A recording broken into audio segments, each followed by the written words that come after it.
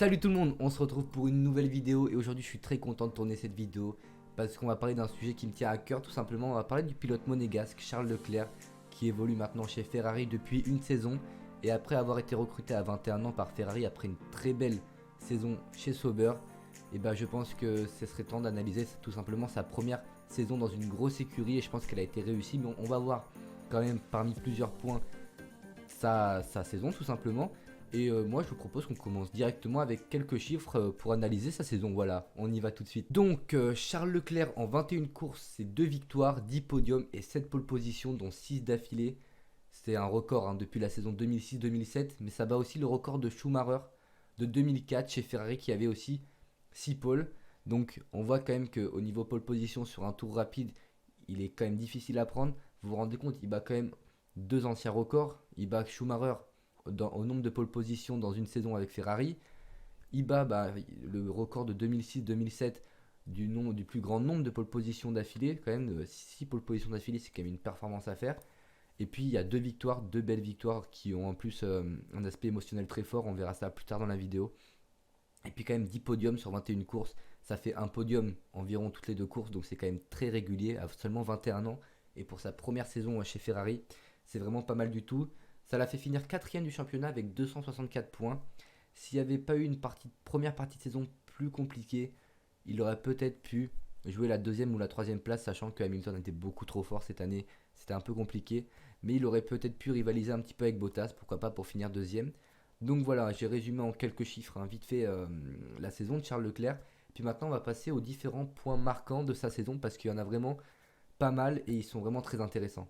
Donc le premier point marquant que j'ai décidé de relever, c'est le Grand Prix de Bahreïn, le deuxième Grand Prix de la saison, mais surtout parce que c'est sa première pole position en carrière en Formule 1, et il passe aussi tout près de sa première victoire. Jusqu'à quasiment 10 tours de l'arrivée, il menait la course, jusqu'à ce qu'un problème mécanique vienne lui ruiner ses chances de victoire. Mais il finit quand même troisième et signe son premier podium en Formule 1, donc c'est quand même le début d'une grande carrière, je pense. Et je pense que c'est important quand même de marquer le point de sa première pole position et de son premier podium en Formule 1. Voilà, ça, je pense que ça fera partie de sa carrière quand même. C'est un moment important pour lui.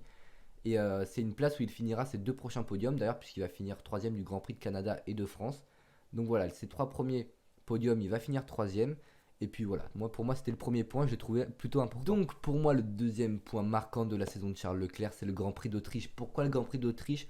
Parce que c'est tout simplement le Grand Prix qui va lancer sa série de pole position, donc en Autriche, en Belgique putain, à Spa, excusez-moi, à Monza, à Singapour, en Russie et au Mexique.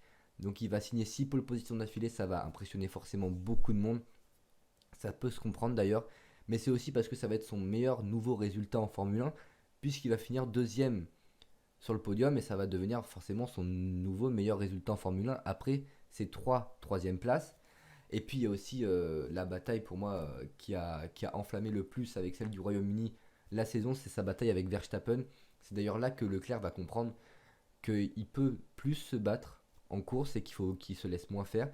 Ce qui va beaucoup l'aider pour la suite de la saison, mais on a assisté à une bataille magnifique entre Leclerc et Verstappen. Ça nous a un peu rappelé leur rivalité du passé parce que depuis qu'ils sont au karting, ils se mettent dessus, quoi, ils se lâchent pas.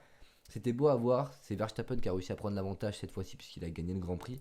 Ça avait fait un petit peu polémique, mais voilà, c'était le deuxième point marquant de la saison de Charles Leclerc et on va passer directement au troisième.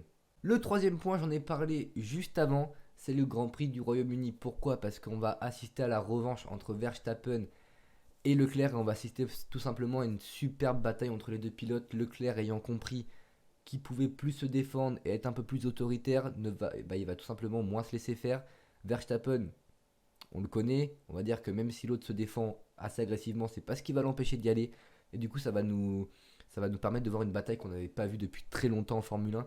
Et ça va un peu redonner l'envie aux gens de regarder la Formule 1 quand même, dont moi d'ailleurs, même je commençais un petit peu à me lasser parce que c'est vrai que surtout cette saison, c'était toujours les mêmes qui gagnaient, ça tournait un petit peu en rond. Et cette bataille, elle a vraiment animé la saison et ça nous a donné envie de se replonger complètement dans les grands prix.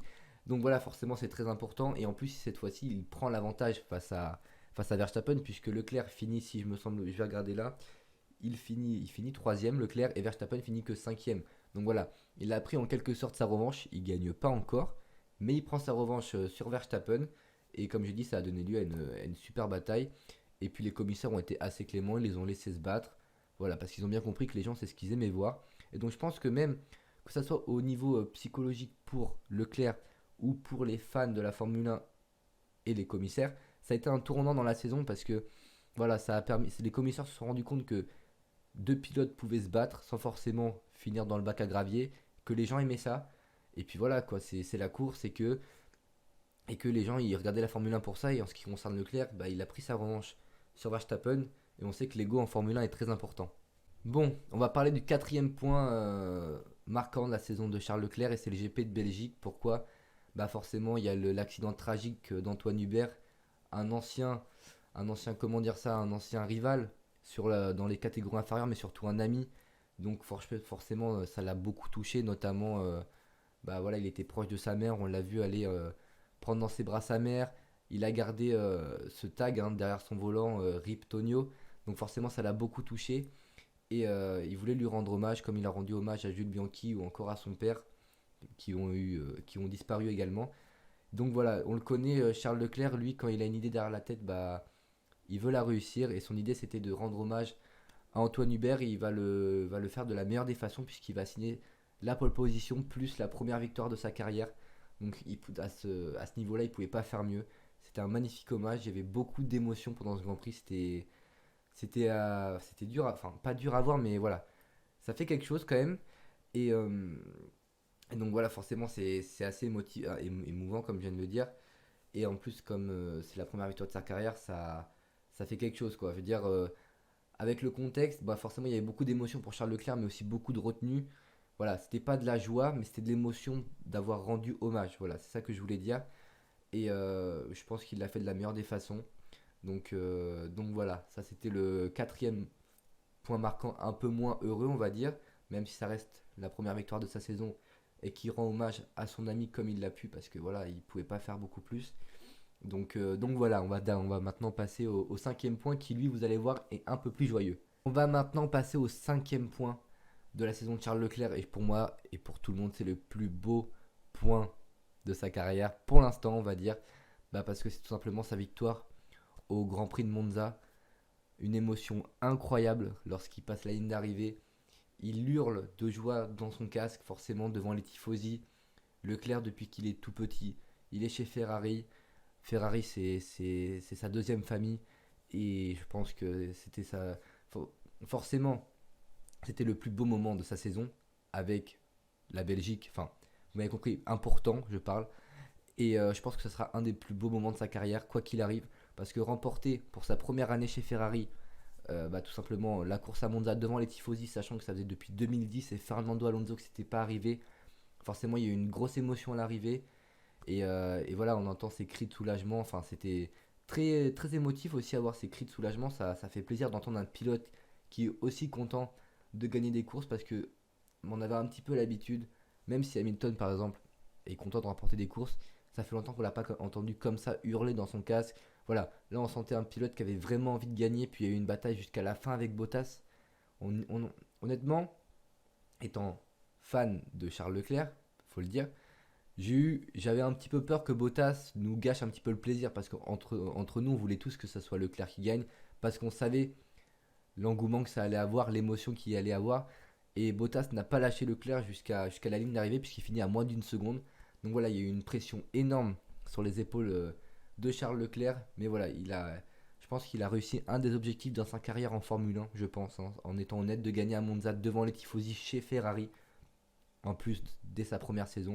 Donc voilà, il avait déjà les Tifosi en poche, mais avec cette victoire, ben voilà, c'est le nouveau petit prince, je pense, de chez Ferrari pendant encore pas mal de temps. Bon, pour le sixième point, on va parler d'un point un peu moins cool dans sa saison, parce que oui, on peut pas avoir que des points positifs dans la saison. C'est l'accrochage entre lui et Vettel au Grand Prix du Brésil. Ce qui devait arriver arriva, j'ai envie de vous dire.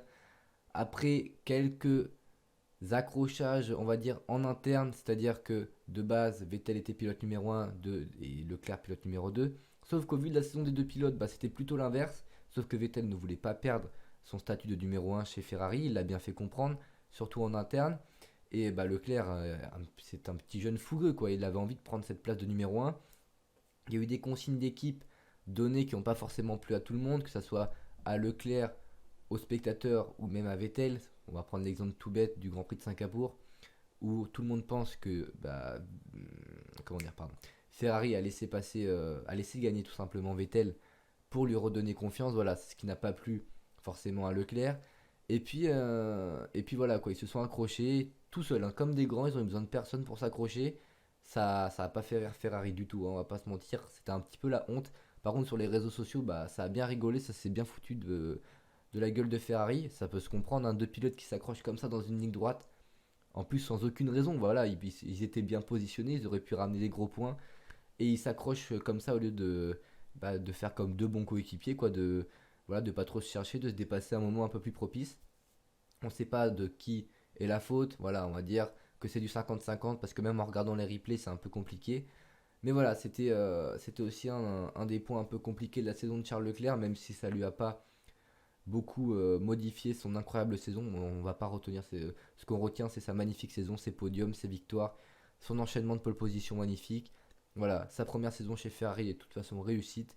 Et donc on va tout simplement passer au dernier point marquant de cette saison de Charles Leclerc.